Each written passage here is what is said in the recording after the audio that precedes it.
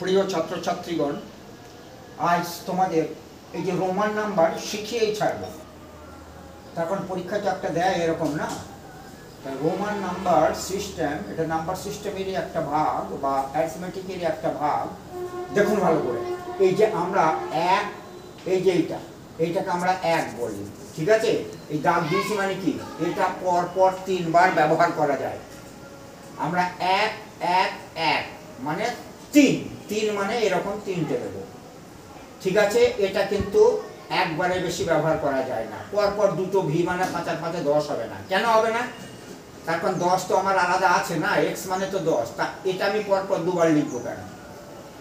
কিন্তু এই যে এক্স আবার একটা টিক চিহ্ন দেওয়া আছে, মানে এটাকে 3 বার ব্যবহার করা যায়। যদি বলে 30, তাহলে এইটা এটা এটা 3 বার লিখবো, তাহলে 30 হবে। কিন্তু 4 বার কিন্তু লেখা যায় না। কেন লেখা যায় না? 4 বার যদি এরকম দিই তাহলে 40 হওয়ার কথা, কিন্তু আমি এইটা 50 আছে, তার থেকে এইটা কমিয়ে দেবো। তো এই যে 50 থেকে তার আগে যদি x লিখে দিই তাহলে তো 40 হয়ে যায়।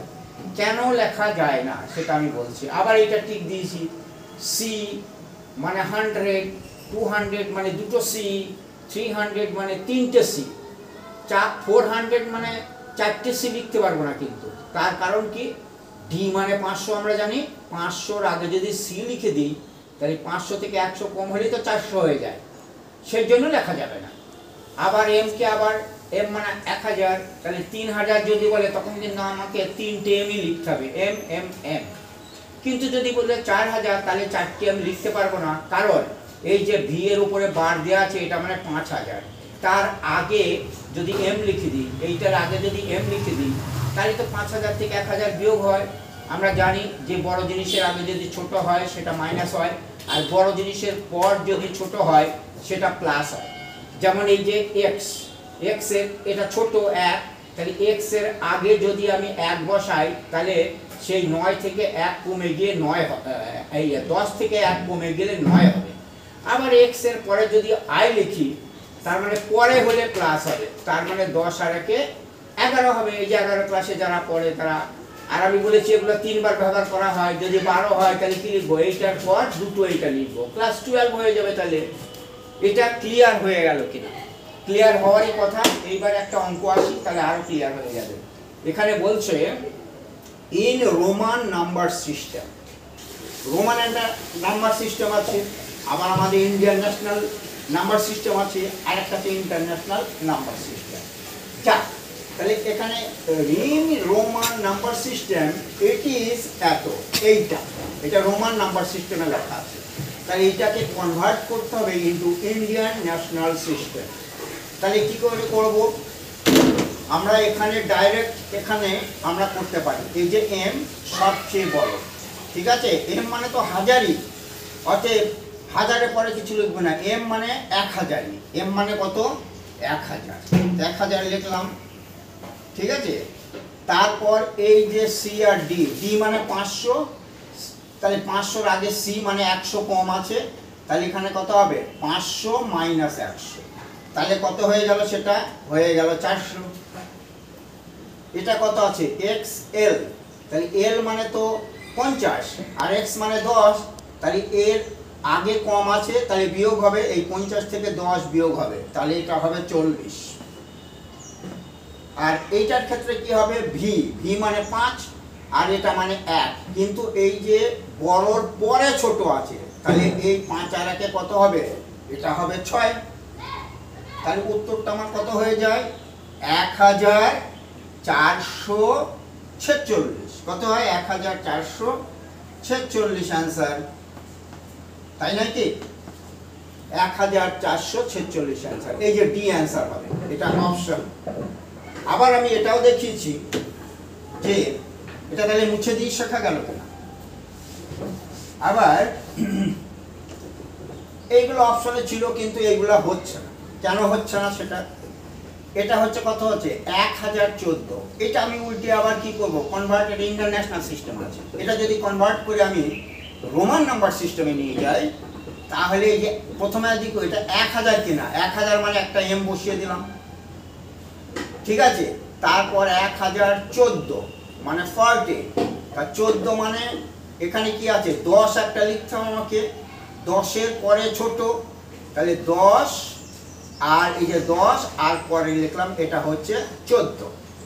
এটা আবার দেখুন ভি থেকে আই কম মানে 4 আর এটা 10, 10 আর 4 14।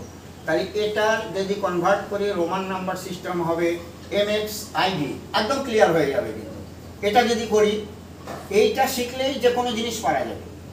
এটা 1214, এই যে আমার কনভার্ট করবো কি করে, 1000 মানে M লিখলাম, এটা কি 200 সি, আমি বলেছি ওই যে ওখানে দেওয়া আছে এই যে সি, এই যে টিক মার্কগুলো আমরা 3 বার করে লিখতে পারি। এটা তো 1300 নেই, তাই 3 বার লিখবো, 200 আছে তাহলে 2 বার সি লিখলাম। আর 14 মানে x মানে 10, আর 4 মানে কি, এই যে 5 থেকে 5 দিকে এক দিলাম IV, এটা আমাদের জানাই আছে IV, 14 হয়ে গেল।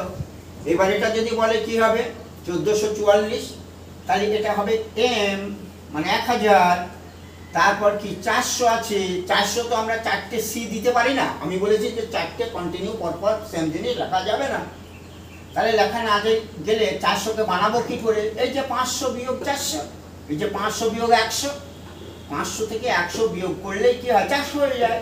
তাহলে বিয়োগ মানে আগে, তাহলে ডি এর আগে সি বসিয়ে দেবো, তাহলে এই যে ডি এর আগে সি বসালাম, তাহলে এটা মানে হলো 400।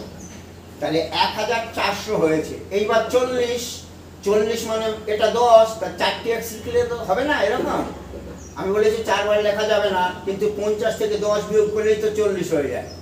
তাহলে এই এল এর আগে এক্স দেবো, তাহলে এই যে এল এর আগে এক্স দিলাম, তাহলে কত হয়ে গেল, এটা 40 হলো। তাহলে এই পর্যন্ত কত হয়েছে 1000, এটা 440, এই যে এক্সেল সাইজ বলে, অনেকে গেঞ্জি কিনতে গেলে এক্সেল সাইজ, এটা মানে 40। আর আছে 4 মানে তো আমরা জানি এই যে এটা হচ্ছে 4, তাই না, ক্লাস করে পড়ে 4, তাহলে এটা মানে এটা হয়ে গেল। আর এটা তো অঙ্কেই আমার ছিল, তবু দেখা যাক 1000 মানে M, 400 মানে 500 থেকে 100 কমিয়ে দিলাম সিডি, আর এখানে হচ্ছে 40 মানে এল 50, তার বাঁদিকে এক্স বসিয়ে দিয়েছি, তাহলে 50 বিয়োগ 10, তাহলে 40 হলো। আর 6 লিখতে গেলে এই যে ক্লাস 6-এ পড়ে VI, তাহলে হলো কিনা। তা এই আমি যেটা শেখালাম এটা যদি শেখা যায় তাহলে রোমান নাম্বার সিস্টেম থেকে ইন্টারন্যাশনাল সিস্টেম মানে নাম্বার সিস্টেমের আর কি, আবার ইন্টারন্যাশনাল সিস্টেম থেকে রোমান নাম্বার সিস্টেমে কনভার্ট করা অতি সহজ হয়ে গেল না। তাহলে অতি সহজ হয়ে যায়। যদি ভিডিওটা যদি ভালো লাগে তাহলে কি করতে হবে, অবশ্যই সাবস্ক্রাইব করে রাখতে হবে, আর যদি মনে করে তাহলে লাইক শেয়ার এগুলো তো করবেন। Thank you all my students.